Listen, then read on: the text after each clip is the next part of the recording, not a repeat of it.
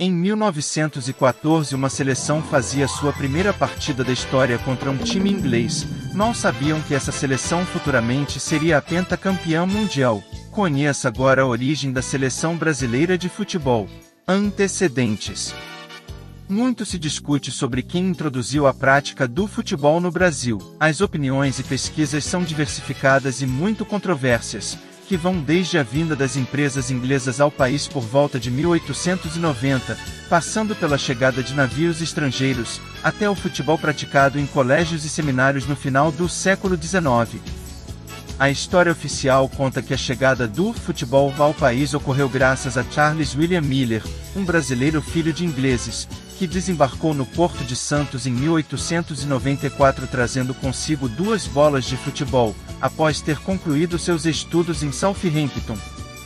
A Era Prata e a fase pré-seleção.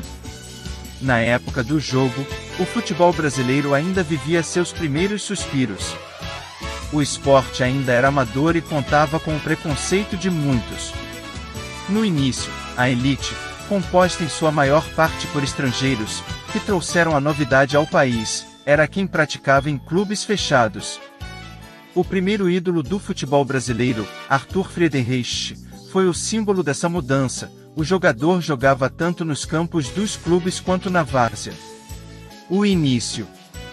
Entre 1903 e 1913, o futebol já se encontrava em franca ascensão, principalmente nas cidades de São Paulo e do Rio de Janeiro, e diversos clubes e combinados estrangeiros de Argentina, Chile, Uruguai, Inglaterra, Itália e Portugal vieram ao Brasil disputar partidas amistosas contra combinados estaduais paulistas, cariocas e até baiano, que muitas vezes contavam com jogadores estrangeiros que atuavam nos times e mesmo alguns combinados nacionais, estes formados unicamente por jogadores brasileiros. A formação e os primórdios.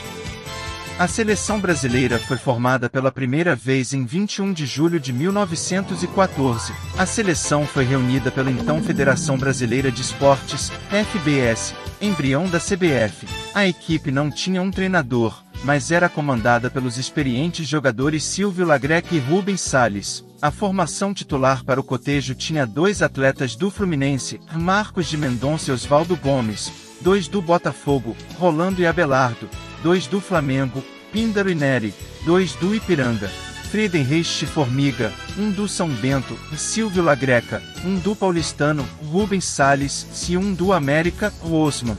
O uniforme usado pelo selecionado brasileiro na peleja era branco. A cor foi utilizada pela equipe até 1950, quando o Brasil perdeu a Copa do Mundo no Maracanã, para o Uruguai. Somente depois disso o verde e amarelo foi adotado como camisa principal. Fez seu primeiro jogo contra o Exeter City, da Inglaterra, no campo do Fluminense Futebol Clube, em 21 de julho daquele ano. O resultado da partida é disputado. Algumas fontes afirmam que o Exeter perdeu por 2-0 para o Brasil, com gols de Oswaldo Gomes e Osman, enquanto outras afirmam um empate de 3-3, particularmente na mídia inglesa à época. A estimativa é a de que cerca de 5.000 torcedores estiveram presentes no campo do Fluminense para acompanhar o histórico duelo. A equipe jogou ainda naquele ano em 2 jogos contra a seleção argentina, sendo um amistoso em 20 de setembro e outro oficialmente, valendo a Copa Rock em 27 de setembro, competição que visava aproximar mais estes 2 países. O Brasil venceu por 1-0 em Buenos Aires, um gol de Rubens Salles, consagrando-se campeão do torneio, sendo esse o primeiro de vários títulos conquistados pela seleção canarinho. O primeiro título relevante conquistado pela seleção brasileira foi o Campeonato Sul-Americano de 1919, atual Copa América, com Friedrich marcando o gol do título sobre o Uruguai, no Estádio das Laranjeiras construído pelo Fluminense para esta ocasião, já que o governo brasileiro não tinha o dinheiro para financiar este evento internacional. Em 1922, o Fluminense ampliou o seu estádio e a seleção brasileira conquistou o segundo título relevante de sua história, o bicampeonato do Sul-Americano de Seleções. O Brasil é a única nação a ter se classificado para todas as edições da Copa do Mundo. Contudo, as participações iniciais do país estavam longe de serem bem-sucedidas. Isso se deve à disputa interna do futebol brasileiro sobre o profissionalismo.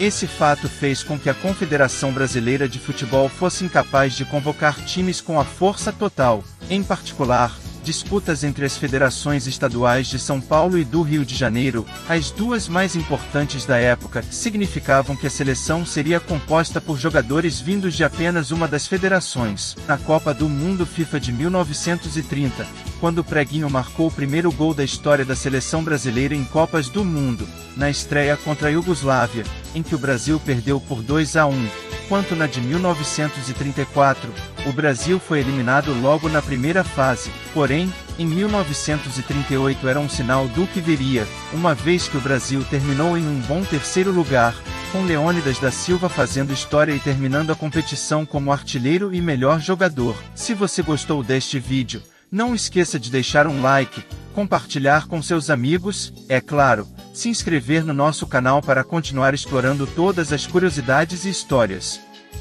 Fiquem atentos para mais vídeos emocionantes sobre os segredos do nosso planeta e outros tópicos fascinantes.